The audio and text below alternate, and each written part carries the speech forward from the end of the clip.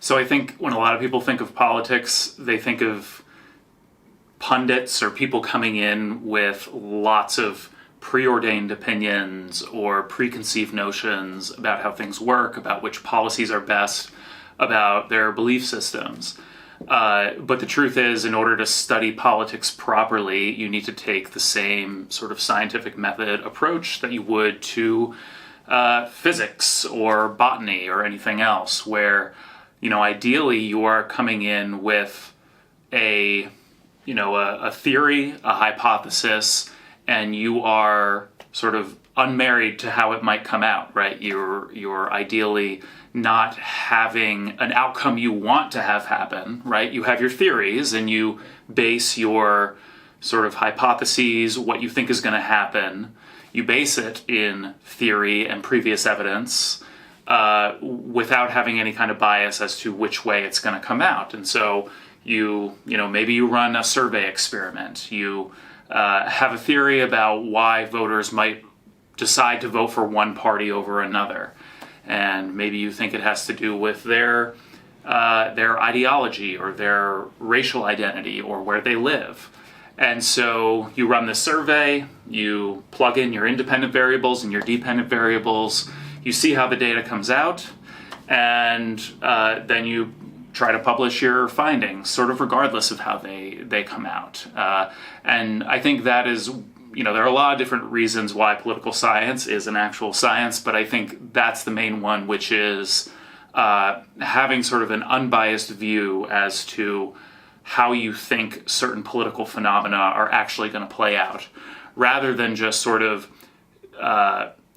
spouting off like you see folks do on cable TV about your political opinions, which is perfectly fine thing to do, but that's not science. Science is following an established method and following the results wherever they might go. Right, so I think, again, the way a lot of people might look at elected officials, whether we're talking about student government, county government, state legislature, or, my area of study, which is Congress or the presidency, I think people tend to maybe appropriately ascribe kind of bad or corrupt motives all the time to what elected officials are doing, or sort of assuming they're always self-interested, and maybe that's the case.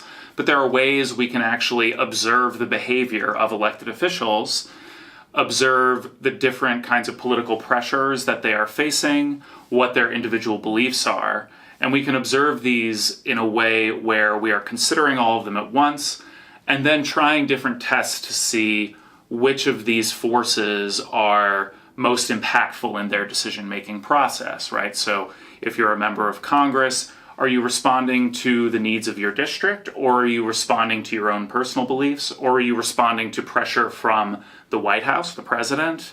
These are different things we can look at in an unbiased manner and try to determine whether or not, which of those forces is actually playing a major role.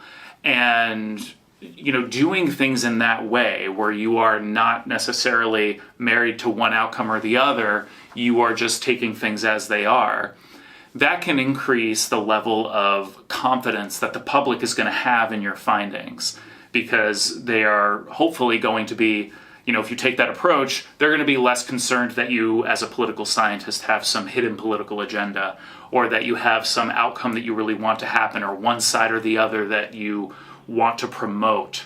If you follow the scientific method as political scientists try to do, then that's hopefully one result that you're going to have more sort of public trust in what you're trying to do in the enterprise of political science.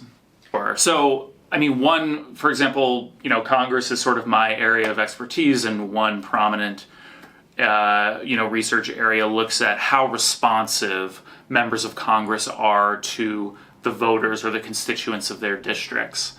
And so, what you can do is look at public opinion polls of congressional districts or of states, if we're talking about the U.S. Senate, and see where the voters stand on sets of particular issues, and then examine the voting records of members of Congress to see how much matchup there is. And broadly speaking, members of Congress try to follow the wishes of their district, in part because they want to get reelected, right? They have their goals, and elections help make sure that you have this connection between members and constituents.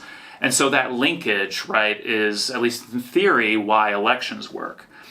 But we also know that there are other forces at play, right? Not everybody turns out to vote. The U.S. has, compared to our peer countries, fairly low voter turnout. And there are a lot of different theories and reasons why that might be.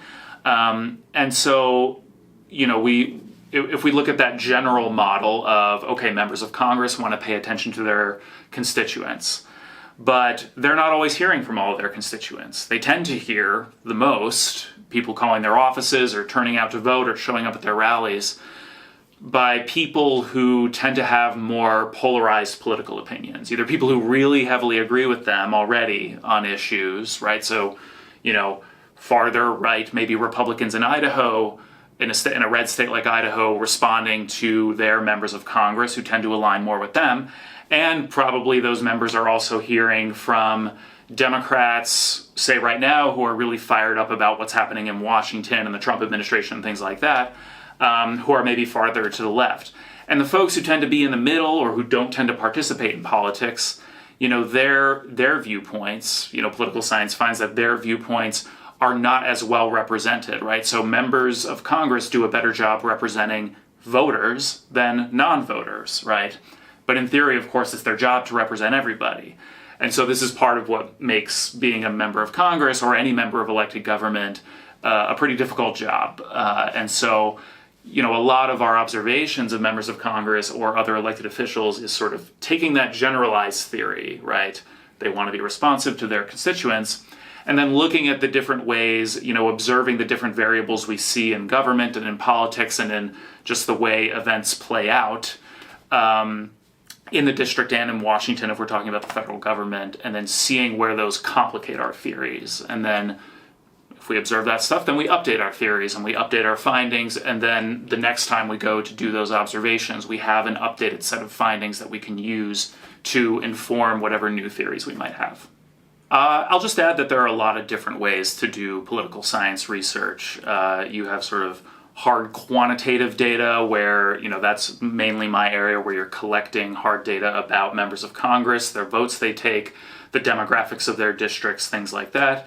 And then there's sort of qualitative social science research, which is sort of deeper dives, maybe a case study, sort of silently observing from the side some members of Congress and sort of seeing how they are behaving in certain situations, or doing long-form interviews with voters and then pulling data out of there. So there's a lot of different ways you can approach this, but again, all of it is in service of this following the scientific method the way we would in any other kind of hard science.